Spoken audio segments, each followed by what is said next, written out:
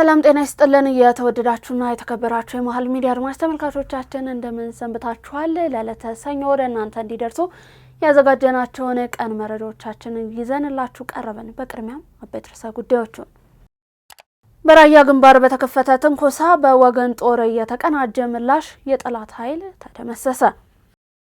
የሰላም አማራጭን የተቀበሉ የፋኖ ታጣቂዎች ለሰራዊቱ እጅ ሰጡ። ሌተናል ጀነራል ጥጋቡ ይልማ የአማራ ክልል ፖሊስ ዋና ጠቅላይ መምሪያ አዛዥ ሆነው ተሾሙ።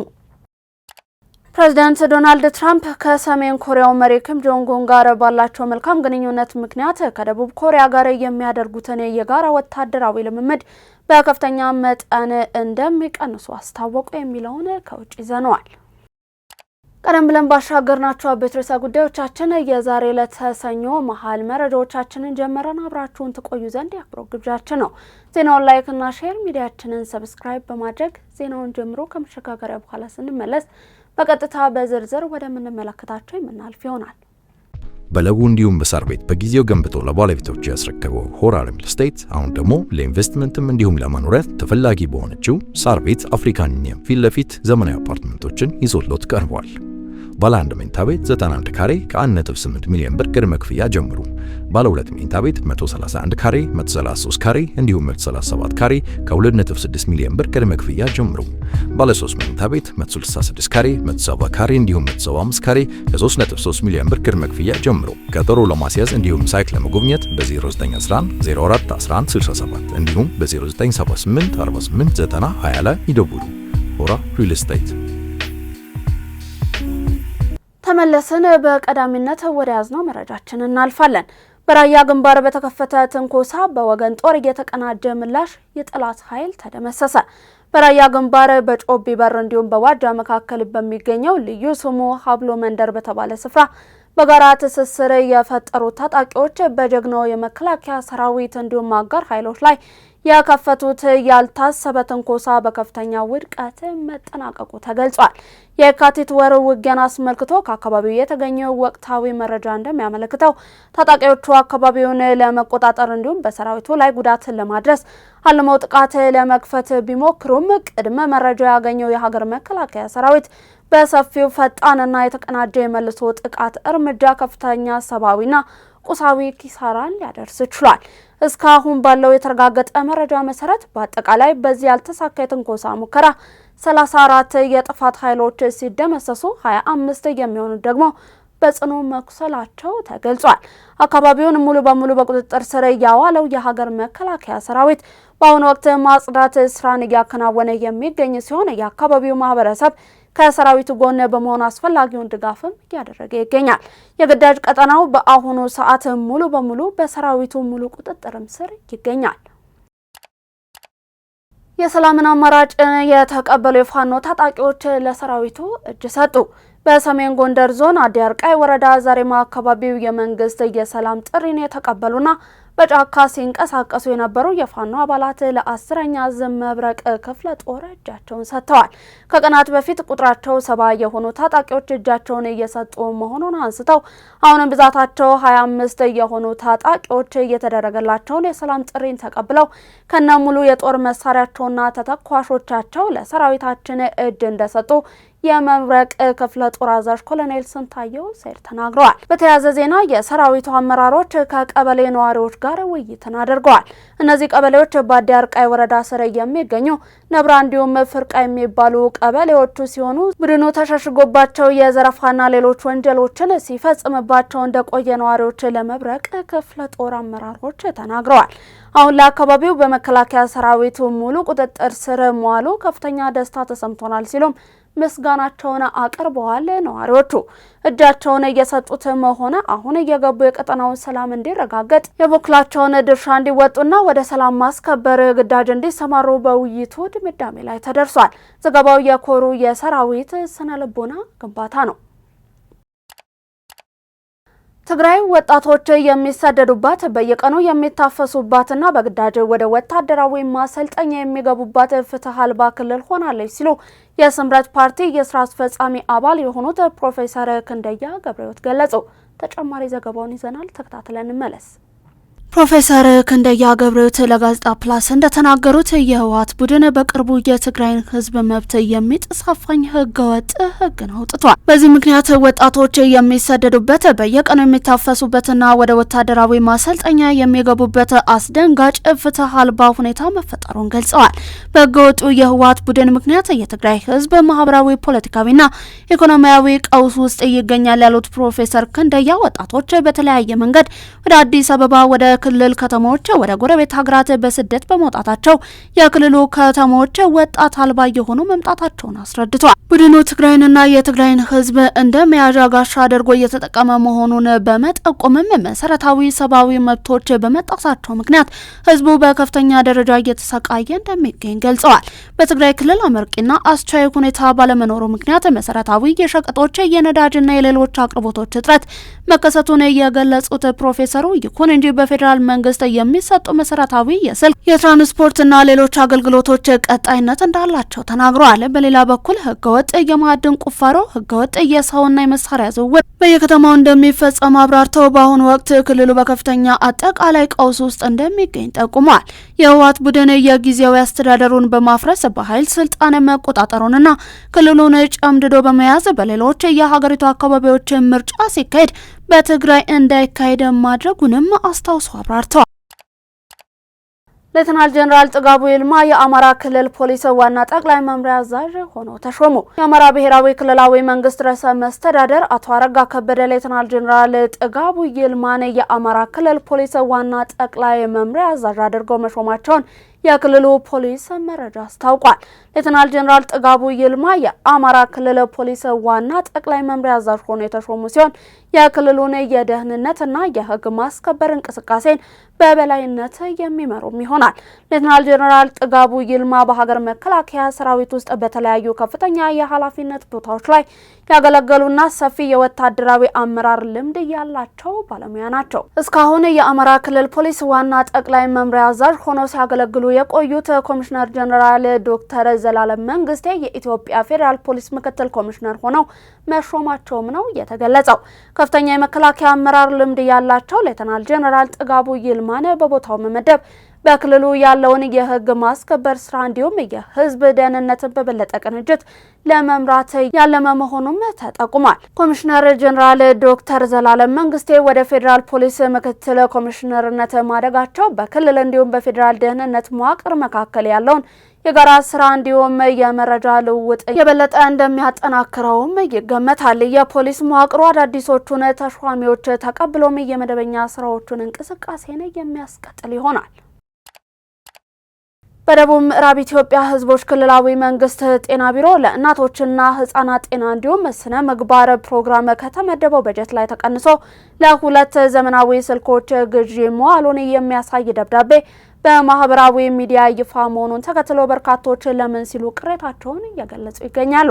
በወጣው የቢሮ ደብዳቤና ደረሰኝ መሰረት ለሁለቱ የአይፎን 17 ስልኮች ግዢ በአጠቃላይ 796 ሺህ ብር የአንዱ ዋጋ ብቻ 398 ሺህ ብር ወጪ ተደርጓል ብሏል። ድርጊቱ ለተጋላጭ ወገኖች ከተመደበው የሕክምናና ምግብ በጀት ላይ ገንዘብ ማዞር ነው በሚል በርካታ ዜጎች በድርጊቱ ተቋማቸውንና ቅሬታቸውን በመግለጽ ላይ ይገኛሉ። ሰነዶቹ በማህበራዊ ሚዲያ እየተዘዋወሩ ያሉ ሲሆን ትክክለኛነታቸውን ለማረጋገጥ ወደ ደቡብ ምዕራብ ኢትዮጵያ ህዝቦች ክልላዊ መንግስት ጤና ቢሮ ስልክ ቢደወልም ፍቃደኛ ሆኖ ምላሽ የሚሰጥ ሰው አለመገኘቱን ከጋሞ አርባ ምንጭ ፌስቡክ ገጽ ላይ ያገኘነው መረጃ ያመለክታል። የህብረ ብሔራዊ አንድነት አርማ በፈተናዎች መካከል አለት ሆኖ የጸናው የኢትዮጵያ መከላከያ ሰራዊት በአንድ ሀገር የህልውና ታሪክ ውስጥ የሀገር ሉዓላዊነት፣ የህዝብን ሰላምና የድንበር ደህንነት ለማስከበር ከፊት ተሰልፎ መስዋዕትነትን የሚከፍል ጠንካራ መከላከያ ሰራዊት መገንባት እጅግ ወሳኝ መሆኑ ይታመናል። ይህን ርዕሰ ጉዳይ የተመለከተው ዘገባ እንደሚከተለው ተጠናቅሯል። የኢትዮጵያ ሀገር መከላከያ ሰራዊት በረጅም ታሪኩ በርካታ ውስብስብ እንዲሁም ፈታኝ ሁኔታዎችን ቢያልፍም በሚያሳየው ወደር አልባ ጽናት እንዲሁም በጽኑ የሀገር ፍቅር መንፈስ የሀገርን ሰላምና አንድነትን በማስጠበቅ ረገድ የማይናወጥ የወቅቱ የጽናት ምልክት ሆኖ ቀጥሏል። ሰራዊቱ የሀገርን ደህንነት ከውስጥም ሆነ ከውጭ ከሚቃጡ አደጋዎች የመጠበቅ ዋነኛ ግዴታውን በብቃት እየተወጣም ይገኛል። በተለያዩ ጊዜያት የሀገርን ሰላም ለማናጋት የህዝቦችን አብሮ መኖር ለማደፍረስና ሀገርን ለማፍረስ የሚሸርቡ የባንዳዎችን የጠላት ሴራዎችን በከፍተኛ ወታደራዊ ዲሲፕሊን በስልታዊ አመራርና በጀግንነት እያከሸፈ ይገኛል። ንጹሃን ዜጎችን ከጥቃት እንዲጠበቁ እንዲሁም የህግ የበላይነት እንዲረጋገጥ ውድ ህይወቱን አሳልፎ በመስጠት የህዝብን ደህንነት በተጨባጭም ያረጋግጣል።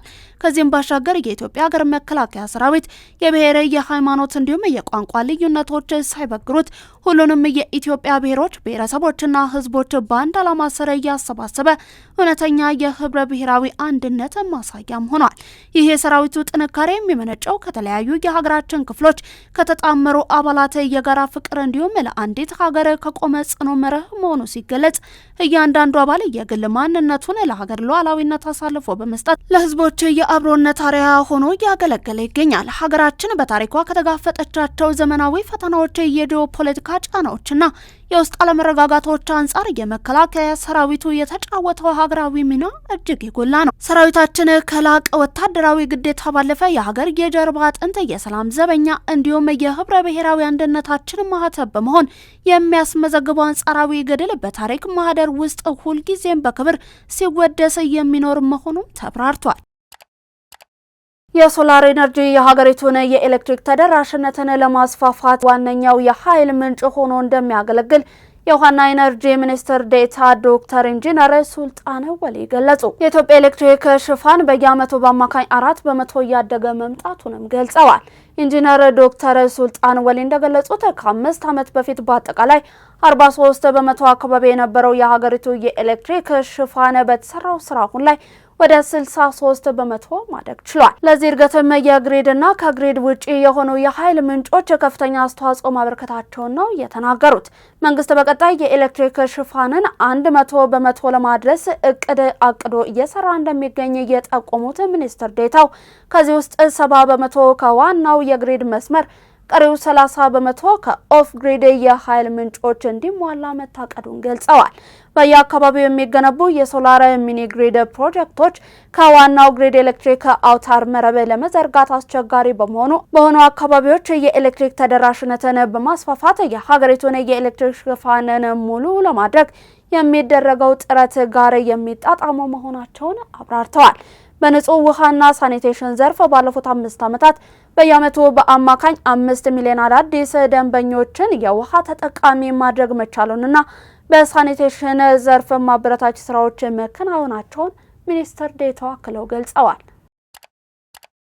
በአዳማ ከተማ አስተዳደር በመንግስትና በህዝብ ትብብር 19 የቅድመ መደበኛ ትምህርት ቤቶች ተገንብተዋል። ለመጪው የትምህርት ዘመን ለመማር ማስተማርም ክፍት ተደርገዋል። የከተማ አስተዳደሩ ትምህርት ጽህፈት ቤት ኃላፊ የሆኑት ደረጀ ተስፋዬ ለኢትዮጵያ ዜና አገልግሎት እንዳሳወቁት የትምህርት መሰረተ ቅድመ መደበኛ ትምህርት በመሆኑ እዚህ ላይ በማተኮር እየተሰራ ይገኛል ብለዋል። ተጨማሪውን ይዘናል። በከተማ አስተዳደሩ የቅድመ መደበኛ ትምህርት ቤቶችን በማስፋፋት የትምህርት ተደራሽነት ለማሳደግ በተጠናቀቀ በጀት ዓመት በመንግስትና በህዝብ ተሳትፎ 19 አዳዲስ የቅድመ መደበኛ ትምህርት ቤቶች ግንባታ መጠናቀቁን አስረድተዋል። ትምህርት ቤቶቹ የተገነቡት ከ40 ሚሊዮን ብር በላይ በሆነ ወጪ መሆኑን ገልጸው በግንባታው ሂደት ህብረተሰቡ በራሱ አቅም ለልማቱ ያደረገው ተሳትፎ የሚደነቅ መሆኑን ጠቁሟል። ትምህርት ቤቶቹ በ2019 የትምህርት ዘመን እድሜያቸው ለትምህርት እየደረሱ 3800 ህጻናት በአቅራቢያቸው ትምህርት እንዲያገኙ የሚያስችሉ መሆናቸውንም ገልጸዋል። የእድሜያቸው ለትምህርት እየደረሱ ህጻናት ፊደል ቆጥረው ወደ 1ኛ ክፍል እንዲገቡ በማድረግ የትምህርት ጥራትን ከጅምሩ ለማረጋገጥ ከፍተኛ አስተዋጽኦ እንደሚያበረክትም አስረድተዋል። ቅድመ መደበኛ ትምህርትን ራሱን አስችሎ ማደራጀት ተማሪዎች የሚጠበቅባቸውን መስፈርት አሟልተው ከክፍል ወደ ክፍል እንዲዘዋወሩ የሚያስችል መሆኑንም አመልክተዋል። ከዚህ በፊት ህጻናት ከመደበኛ ተማሪዎች ጋር ተቀላቅለው መማራቸው በርካታ ጫናዎች ሲያደርስባቸው እንደነበረ ያስታወሱት ኃላፊው ትምህርትን ለትውልድ ለማድረስ በተደረገው ርብርብ ከእድሜያቸው ጋር የሚመጥን ትምህርት በተለየ ትምህርት ቤት አካባቢ እንዲያገኙ ምቹ መደላደልን መፍጠሩን ጠቁሟል።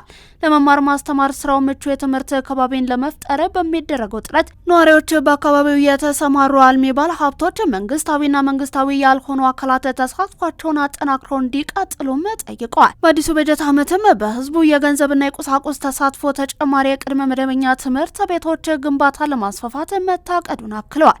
የአዳማ ከተማ የሀገር ሽማግሌ አቶ ፈይሳ መገርሳ በሰጡት አስተያየትም የትምህርት ዘርፉ ለማሻሻል የሚከናወነው ስራ በእውቀት በክህሎትና በአመለካከት ብቁ ትውልድ ለማፍራት ወሳኝ ሚና እንዳለው ገልጸዋል። በመሆኑም ይህንን በመገንዘብ እሳቸውን ጨምሮ የከተማ ነዋሪዎች የትምህርት ዘርፉን በከፍተኛ ደረጃ እየደገፉ እንደሚገኙም ነው የተናገሩት። የተወደዳችሁ የመሃል ሚዲያ አድማጭ ተመልካቾቻችን እያደረስናችሁ እየተመለከታችሁ የምትገኙት ለዛሬ ለተሰኞ ከመሃል ሚዲያ ማለት ስቱዲዮ ወደ እናንተ እየደረሰ የሚገኘውን ቀን መሃል ዜናችን ነው። አሁን ደግሞ ከባህር ማዶ ያዝናቸው እናልፋለን። አብራችሁን ቆዩ። በለቡ እንዲሁም በሳር ቤት በጊዜው ገንብቶ ለባለቤቶች ያስረከበው ሆራል ሪል ስቴት አሁን ደግሞ ለኢንቨስትመንትም እንዲሁም ለመኖሪያ ተፈላጊ በሆነችው ሳር ቤት አፍሪካን ዩኒየን ፊት ለፊት ዘመናዊ አፓርትመንቶችን ይዞሎት ቀርቧል። ባለ 1 መኝታ ቤት 91 ካሬ ከ1.8 ሚሊዮን ብር ቅድመ ክፍያ ጀምሩ። ባለ 2 መኝታ ቤት 131 ካሬ፣ 133 ካሬ እንዲሁም 137 ካሬ ከ2.6 ሚሊዮን ብር ቅድመ ክፍያ ጀምሩ። ባለ 3 መኝታ ቤት 166 ካሬ፣ 170 ካሬ እንዲሁም 175 ካሬ ከ3.3 ሚሊዮን ብር ቅድመ ክፍያ ጀምሩ። ቀጠሮ ለማስያዝ እንዲሁም ሳይት ለመጎብኘት በ0911 04 11 67 እንዲሁም በ0978 48 90 20 ላይ ይደውሉ። ሆራ ሪል ስቴት። ባለፈው ሳምንት በነዳጅ ጫኝ መርከቦች ላይ ጥቃቶች ከተፈጸሙ በኋላ ቅዳሜ እንዲሁም እሁድ በሆርሙዝ ወሽመጥ በኩል ያለፉ መርከቦች ቁጥር በከፍተኛ ሁኔታ መቀነሱን መረጃዎች አመለከቱ። ይህ ዜና የተሰማው በኢራን እንዲሁም በአሜሪካ መካከል እየተካሄደ ያለውን ግጭት ለማስቆም የሚደረገው ድርድር ተቋርጦ ባለበት ሁኔታ ነው። ኢራን ወሳኙን የባህር መተላለፊያ መስመር የሆርሙዝ ወሽመጥ የሉዓላዊ ግዛቷ አካል በመሆኑ በቁጥጥሯ ስር እንደሚሆን እየገለጸች ነው። አሜሪካ ደግሞ ስፍራው ነፃ ዓለም አቀፍ የባህር አካል እንዲሆን እየጣረች ትገኛለች። በዚህ ሳቢያ ኢራን ሳያሳውቁ እንዲሁም ከተፈቀደው መስመር ውጪ በሆርሙዝ በኩል ለማለፍ በሚሞክሩ መርከቦች ላይ ጥቃት እየፈጸመች ሲሆን፣ አሜሪካ በበኩሏ የኢራን መርከቦች በወሽመጡ እንዳይንቀሳቀሱ እገዳን ጥላለች። ባለፈው ሳምንት በተፈጸመው ጥቃቶች ምክንያት በአካባቢው በሚደረገው እንቅስቃሴ ላይ ስጋት ተፈጥሯል። ኬፕለር የተባለው የባህር ጉዞ እንቅስቃሴን የሚከታተለው ተቋም ያወጣው መረጃ እንደሚያሳውቀው ከሆነ ቅዳሜ ዕለት 5 የጭነት መርከቦች ሲያልፉ እሁድ ዕለት ግን አንድም መርከብ በሆርሙዝ መስመር አላለፈም። በወዲያኛው ሳምንት ቅዳሜ እንዲሁም እሁድ 31 መርከቦች በወሳኙ የባህር መተላለፊያ ወሽመጥ በኩል ማለፋቸው ተዘግቦ ነበር። ይህም ካለፉት ቀናት ጋር ሲነጻጸር በከፍተኛ ሁኔታ የመርከቦች እንቅስቃሴ መገታቱን ያመለክታል። የአሜሪካው ፕሬዝዳንት ዶናልድ ትራምፕ ከሰሜን ኮሪያው ኪም ጆንግ ኡን ጋር ባላቸው መልካም ግንኙነት ምክንያት ከደቡብ ኮሪያ ጋር የሚያደርጉትን የጋራ ወታደራዊ ልምምድ በከፍተኛ መጠን እንደሚቀንሱ አስታወቁ። ትራምፕ በትሩዝ ሶሻል ማህበራዊ ሚዲያ ገጻቸው ላይ ባሰፈሩት ጽሑፍ እንደገለጹት ደቡብ ኮሪያ ኢራንን ከኒውክሌር ነጻ በማድረግ እንቅስቃሴ ውስጥ ለመሳተፍ ፍቃደኛ አልሆነችም። እነዚህ ወታደራዊ ልምምዶች ዋጋቸው ውድ ነው። አብዛኛው ወጪ የምትሸፍነው ደግሞ እንደተለመደው አሜሪካ ናት። ፈጽሞ የማያስፈልግ እንዲሁም ነውጠኛ መሆኑን መልእክት ያስተላልፋልን ብለዋል። ደቡብ ኮሪያ ከአሜሪካ ጋር የሚደረገው ወታደራዊ ልምምድ በተያዘለት የጊዜ ሰሌዳ መሰረት እንደሚቀጥል ትገልጻለች። ሰሜን ኮሪያ ግን እስካሁን ድረስ ምንም አይነት አስተያየትን አልሰጠችም። ሰሜን ኮሪያ በያዝነው ወር ባላስቲክ ሚሳይል ሙከራዋን አድርጋለች። የመንግስታቱ ድርጅት ይህ አይነቱ ድርጊት ላይም እገዳን ጥሏል። ትራምፕ ትላንት እሁድ እንደተናገሩት ዛሬ ከደቡብ ኮሪያ ጋር የሚካሄደውን ዓመታዊ ወታደራዊ ልምምድን ለመሰረዝ ጊዜው ረፍዷል። በቅርቡ የደቡብ ኮሪያው ፕሬዝዳንት ኢራንን ከኒውክሌር ነጻ በማድረግ እንዲተባበረን ጠይቅ ያለው እምቢ ብሏል ሲሉም ትራምፕ በትሩዝ ሶሻል ገጻቸው ላይ ገልጸዋል። ጽሑፉን ከማጋራታቸው ከ24 ሰዓታት አስቀድሞ ከኪም ጆንግ ኡን ጋር በአውሮፓውያኑ 2019 የተነሱትን ፎቶም ለጥፈዋል። ለዛሬ ለተሰኞ ከመሃል ሚዲያ ወደ እናንተ እንዲደርሱ ያዘጋጀናቸውን የቀን መረጃዎቻችንን አበቃን። አብራችሁን ስለነበራችሁ እጅግ እናመሰግናለን። ዜናውን ላይክ እና ሼር፣ ሚዲያችንን ሰብስክራይብ በማድረግ ቤተሰብነታችሁን አጋርነታችሁን ታጠነክሩ ዘንድ የአክብሮት ግብዣችን ነው። ከዩቲዩብ ባለፈ በፌስቡክ፣ ቴሌግራም እንዲሁም ቲክቶክ ገጾቻችን ተጨማሪ የመሃል ሚዲያ ይዘቶችን መመልከት ትችላላችሁ። በኔ ቦታ በቃው። ጤና ይስጥልን።